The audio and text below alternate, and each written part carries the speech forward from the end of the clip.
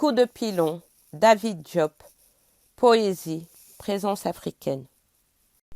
Mais, s'écria le libéral européen flanqué de son nègre alibi, vous retardez, vous vous attachez à pourfendre un régime qui est partout dépassé.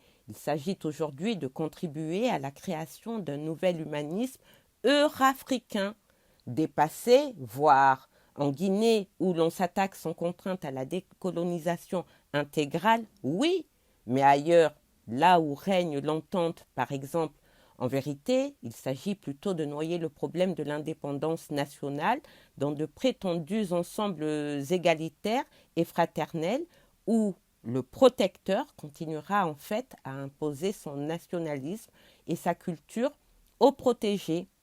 Hypocrisie donc que de parler de symbiose des civilisations, de profit réciproque dans une communauté dont les universités ignorent jusqu'au nom des grands penseurs et passent sous silence l'histoire de nos empires. Seuls peuvent s'en accommoder les tenants d'un cosmopolitisme culturel habillé d'oripeaux exotiques. N'insistons pas, Présence africaine a suffisamment dénoncé cette caricature de coopération pour qu'il ne soit pas nécessaire d'y revenir. Notre propos est ailleurs.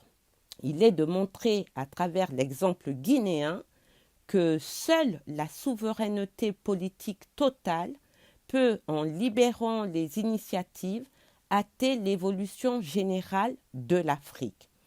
Le fait est là, aveuglant. Si aujourd'hui la République de Guinée peut retourner aux sources culturelles et morales de l'Afrique, réintégrer sa propre conscience, se reconvertir dans ses pensées et dans ses actes aux valeurs, aux conditions, aux intérêts de l'Afrique, c'est parce qu'aucune pression extérieure, aucun haut fonctionnaire lié au système colonial n'ont les moyens de l'empêcher. En prenant, il y a 1 an, son indépendance, la Guinée a cessé d'être une chose ballottée sous la férule paternalisme ou brutale du colonisateur.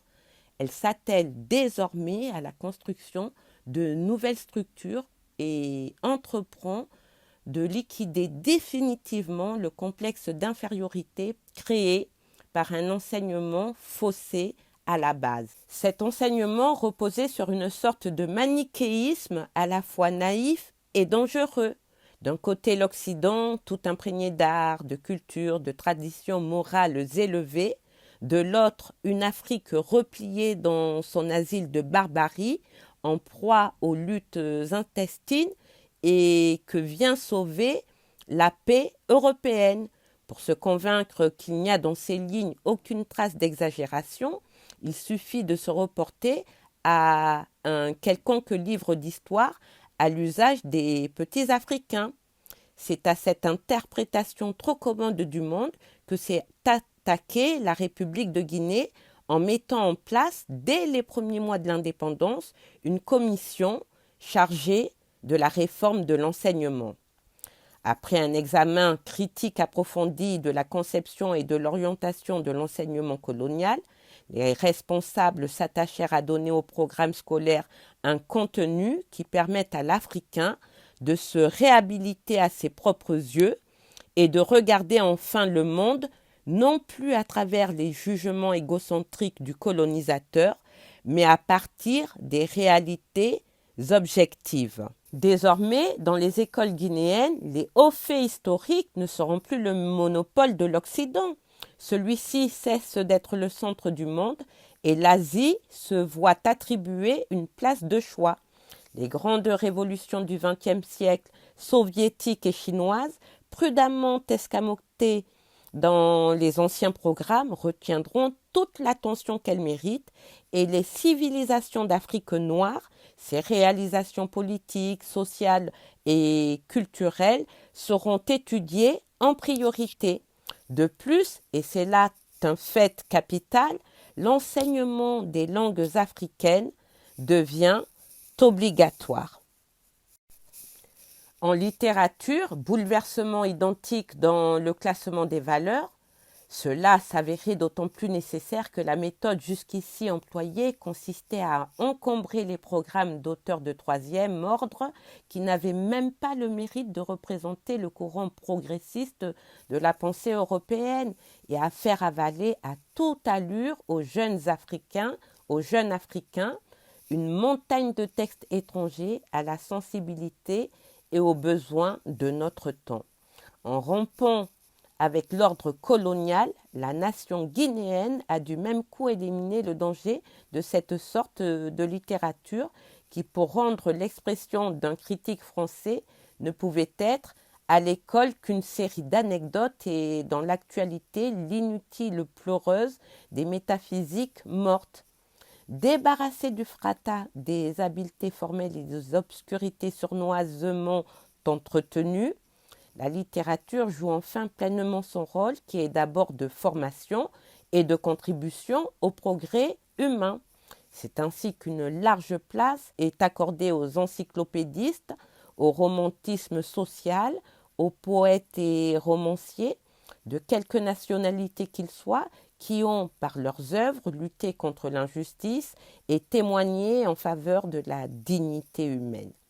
L'accent est également mis sur les auteurs noirs d'expression européenne qui animent la lutte anti-impérialiste et entretiennent dans l'esprit des jeunes étudiants le sens de la responsabilité personnelle et le goût du libre examen. Il s'agit donc d'une véritable révolution qui s'étend d'ailleurs aux disciplines scientifiques et qui, en liaison avec la planification de l'économie guinéenne, donnera naissance à un type nouveau d'Africain lié à son patrimoine culturel et ouvert aux apports extérieurs les plus féconds.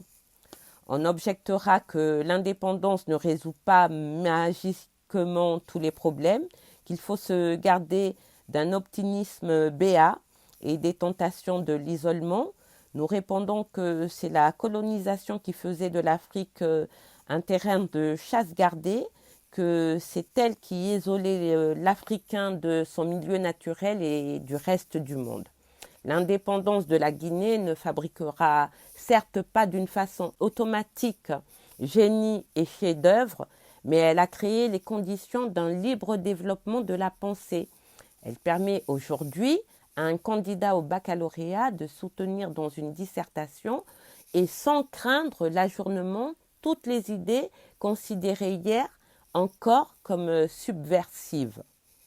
Si l'on veut bien se représenter les méfaits d'une autocensure qui, dans les pays encore dominés, brise plus sûrement que les lois l'élan créateur de l'individu, on ne peut nier le gain inappréciable que constitue la conquête du pouvoir politique. Nous tenons à le répéter, rien ni dans l'esprit ni dans la lettre de la réforme ne trahit une volonté quelconque de créer une Guinée sous serre, refusant orgueilleusement de concours extérieurs et pratiquant une sorte de narcissisme culturel. Bien au contraire, les auteurs de la réforme ont voulu, dans une double démarche, stimuler les énergies nationales en retournant aux réalités africaines et sur cette base, établir avec les autres nations des rapports excluant l'esprit de domination. Ainsi, va se trouver comblé le fossé entre l'enseignement que le jeune Africain avait reçu et la vie qu'il était appelé à mener au sein des siens, tournant le dos aux conceptions individualistes et à l'anarchie intellectuelle qui est le propre de l'enseignement colonial. Les étudiants guinéens s'orientaient désormais vers une nouvelle voie où tous les éléments de la culture nationale deviennent armes de progrès au service du peuple. Plus de déracinés cherchant dans des complots chimériques un dérivatif à leur solitude, mais des hommes responsables qui savent qu'une culture qui ne s'épanouit pas dans l'action reste une culture vide, génératrice de raté distingué. N'est-il pas significatif qu'un élève de seconde ait pu écrire dans le journal de son école « Le Gangan, la montagne de Guinée au pied de laquelle se trouve l'école normale de Kindia, n'a pas seulement pour nous une valeur locale, il représente un symbole, celui des nombreuses difficultés auxquelles se heurtent les jeunes nations comme la nôtre. Gangan, nous ne réussirons qu'en faisant comme les alpinistes, en nous tenant la main, en formant une cordée.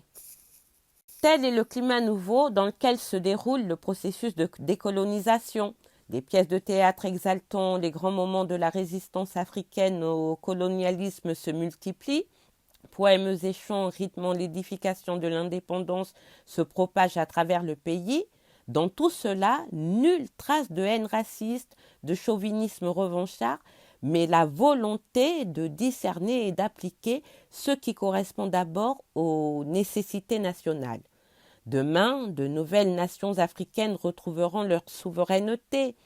L'effort culturel entrepris par la Guinée fournit d'ores et déjà la preuve qu'elles pourront, elles aussi, dans l'indépendance reconquise, briser les anciennes formes d'aliénation et construire les bases d'un nouvel et solennel départ.